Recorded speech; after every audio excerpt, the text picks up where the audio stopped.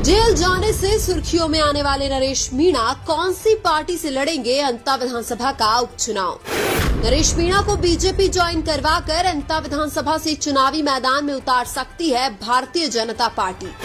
Congress party भी अंता विधानसभा से नरेश मीणा को चुनावी मैदान में उतार कर खेल सकती है बड़ा दांव। झालावाड़ स्कूल हादसे के बाद नरेश मीणा के दोबारा जेल जाने से बीजेपी अब उनको अंता से उपचुनाव लड़वाना चाहती है। हालांकि अंता उपचुनाव को लेकर अब नरेश मीणा कांग्रेस और भाजपा दोनों पार्टियों के लिए सिरदर्द बने हुए हैं। नरेश मीणा ये ऐलान तो कर चुके हैं कि वो अंता विधानसभा से उपचुनाव तो 100% लड़ेंगे। हालांकि नरेश मीणा के पास अंता विधानसभा से चुनाव लड़ने के लिए 3 ऑप्शन हैं। नरेश मीणा निर्दलीय भी चुनाव लड़ सकते हैं। इसके अलावा बीजेपी या कांग्रेस के टिकट पर भी चुनाव लड़ सकते हैं। पहले यह माना जा रहा था कि नरेश मीणा या तो निर्दलीय चुनाव लड़ेंगे या फिर कांग्रेस पार्टी के टिकट पर चुनाव लड़ेंगे, लेकिन अब समीकरण बदल चुके हैं। अब भारतीय जनता पार्टी के टिकट पर भी नरेश मीणा के चुनाव लड़ने की संभावना बन रही है, क्योंकि जब 8 महीने बाद नरेश मीणा जेल से बाहर आए थे तो उनका व्यवहार भी बीजेपी और भजनलाल के प्रति बदला हुआ था। हालांकि कई लोगों का कहना यह भी है कि बीजेपी ज्वाइन करवाने के लिए कई नेताओं ने जेल में भी नरेश मीणा से संपर्क किया था।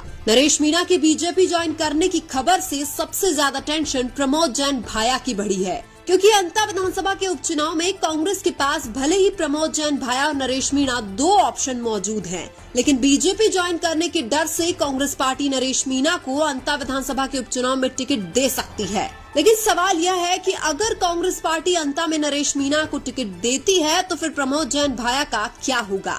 उधर नरेश मीणा अगर बीजेपी के टिकट पर प्रमोद जैन भाया के सामने चुनाव लड़ते हैं तो भी प्रमोद जैन भाया चुनाव नहीं जीतेंगे। अगर नरेश मीणा अंता से निर्दलीय चुनाव लड़ते हैं तब भी कांग्रेस के प्रमोद जैन भाया कभी भी चुनाव नहीं जीत पाएंगे। कुल मिलाकर नरेश मीणा अंता विधानसभा के उपचुनाव में प्रमोद जैन भाया की बची कुची राजनीति भी खत्म कर देंगे। नरेश मीणा 2023 के विधानसभा चुनाव से ही प्रमोद जैन भाया की राजनीति को खत्म करने के लिए उनके पीछे पड़े हुए हैं। नरेश मीणा का कहना है कि हाड़ौती क्षेत्र में धन बल और परिवारवाद की राजनीति नहीं चलने देंगे। उधर प्रमोद जैन भाया पर करोड़ों रुपए के भ्रष्टाचार का आरोप है, इसलिए भी नरेश मीणा उन पर भारी है।